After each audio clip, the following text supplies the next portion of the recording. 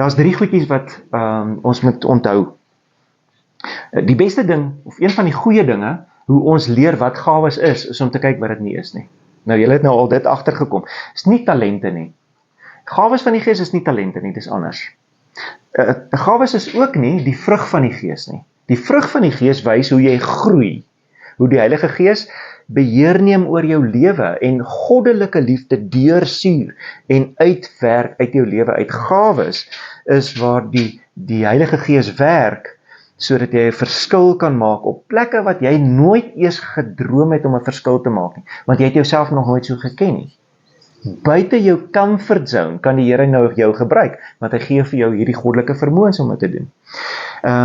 Dis ook nie geestelike dissiplines nie. Ons het 'n geestelike dissipline, en as ons nou gaan kyk na hoe Jesus sy disippels opgelei het, hier in Matteus 6, dan praat hy oor vas, hy praat oor bid, hy praat oor gee, almoses gee. Dis geestelike aktiwiteite of geestelike dissiplines. Tyd saam met die Here spandeer is geestelike dissipline, stilte tyd. Ons gaan nog daaroor die dissiplines praat, daar's 'n hele klomp van hulle. As jy nou byvoorbeeld sê, ek het die gawe gekry om te kan voorbidding doen. Dis my gawe. En nou hoef ek nie meer daardie dissipline so sterk te doen nie, want ek het die gawe. Nee, dit werk nie so nie. Jy kan ook nie sê, ek doen mos nou baie Bybelstudie. So, ek hoef nie regtig hierdie gawe te gebruik om ander mense te bereik nie. Dis nou net vir my, ek het mos nou hierdie dissipline.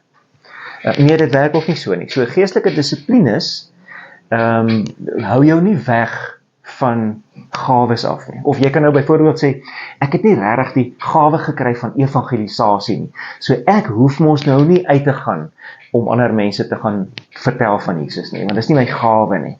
Dis van groot sterk verskoning. Uitreik en getuig is 'n dissipline, ouens. Dis nie net 'n gawe nie, dis 'n dissipline ook. So uitreik na buite om jou storie te vertel, is 'n dissipline ook.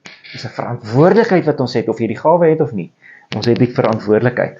Die gawe sluit 'n totale ander ding oop. En oormôre, kom ons daarby uit. 3 waarskuwings hierso op bladsy 6. Sommige mense loop rond en sê, nee, ek het nie regtig 'n gawe gekry nie. Ek het dalk 'n talent of iets, maar 'n geestelike gawe nie. Dis 'n leuen. Dis 'n totale leuen van die bose af, want hy probeer jou weghou van die kennis van geestelike dinge. Ons gaan nie dit toelaat nie. Ons gaan kennis bymekaar maak oor geestelike dinge. En as jy nou lees daar in 1 Korintiërs 12, vers 7 tot 11, kom dit soos 'n refrein deur. Hy sê, aan elkeen van julle is 'n werking van die Gees gegee. Elkeen. En jy kan nie 'n werking van die Gees kry as daar nie 'n gawe is nie. So elkeen van ons, en dan sê hy, aan die een gee hy dit, aan die ander gee hy dit, aan die een en nog een gee hy dit. Aan elkeen afsonderlik, weer in vers 12, gee hy gawes soos hy wil. Hy gee aan elkeen. So jy het, en ons gaan dit ontdek, jy het ten minste een gawe. En jy gaan verbaas wees om te sien hoeveel gawes daar regtig funksioneer in jou lewe, buite jou talente. Dan is daar 'n klomp ouens wat sê, jy weet jy, my gawe is daarom eintlik belangrik. Ek is die ou wat moet voorgang met lofprysing, of ek is die ou wat moet voorgaan met preek. Die res is nie so belangrik nie. Ag, die een wat daar musiek maak, ag nee, wat, ons kan maklik daai ene net stop en sê, nee, ons gaan nie jou vandag gebruik nie. Nee ouens, ons kan dit nie doen nie. Ons is 'n span. Die ouens wat daar agter in die klankkas sit, of by die klankkas, wat die klank hanteer. Die ouens wat voor die tyd die kerk moet skoonmaak, op die plek moet skoonmaak, die tafels uitsit, stoele gereed maak, wat die klank beheer, ouens wat voorbereiding doen vir dit wat ons doen. Dis almal deel van 'n span, waarvan die ou wat voor staan en praat, een is, en al hierdie gawes skakel by mekaar in, en ons vorm 'n eenheid, gelyk aan mekaar. Die een wat voor staan en praat, kan nie sy werk doen, as al die ander nie saamwerk nie. So as ons praat oor geestelike gawes, dan kan ons nie geestelik hoogmoedig geraak nie. Ons kan nie begin dink, nee, daar's mindere gawes as dan en daar's meerdere gawes. Die admin gawes, ja, hulle moet hulle dingetjie doen, maar ja, geestelike goed, dis waaroor dit moet. Nee. Dis glad nie so nie. Dis op dieselfde vlak. Die oomblik as jy dink daar sekere gawes wat belangriker is, dan ag jy jou belangriker as ander. En dis juis in hierdie gedeelte wat Paulus sê, moet nie van jouself meer dink as wat jy behoort te dink nie. Want as jy 'n gawe gekry het, is jy in Jesus se span. En Jesus se span is aan die voet van die kruis almal op dieselfde vlak. So daar's nie belangriker gawes nie. Regtig nie. Almal op dieselfde vlak. As jy dink, jou admin gawe, ja, doen maar my ou dingetjie. Kyk hoe belangrik is jou werk in die oë van die Here. Kyk hoe belangrik is die Here, jou taak. So, lig jouself op, of cut jouself 'n bietjie down, sodat ons op dieselfde vlak kan wees, almal van ons. Dis vir my 'n baie sterk saak, om regtig seker te maak dat elke persoon wat deel is van my span, deel van my span beteken, as daar iemand in my huis inkom om te kom vloere was, dan is daardie persoon, maak my effektief, dis deel van my span, en hulle moet dit weet.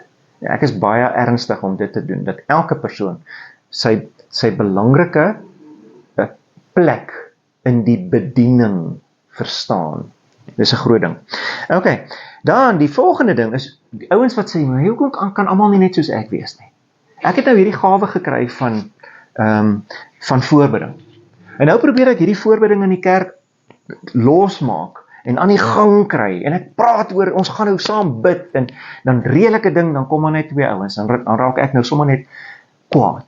Ek het hierdie ding in my hart om te doen, en hier's net 2 in die gemeente wat dit saam met my wil doen. Kan die res van die gemeente nie net 'n bietjie meer soos ons wees nie? Waar is julle passie vir hierdie bidding? En dan vergeet ons, dat ons van mekaar verskil, en dat almal nie so passievol gaan wees oor die voorbidding nie. Buite nou, dat sommige mense nog net nie eens die kennis daaroor het nie, of dat hulle nog nie eens ontdek het dat hulle die gawe het nie, of dat hulle nie weet hoe om die gawe te praktiseer nie, is daar nou 'n ding van, ons dink, almal moet die gawe het wat ek het. Evangelisasie, almal moet uitgaan en opgewonde wees om uit te gaan en aan deure te gaan klop.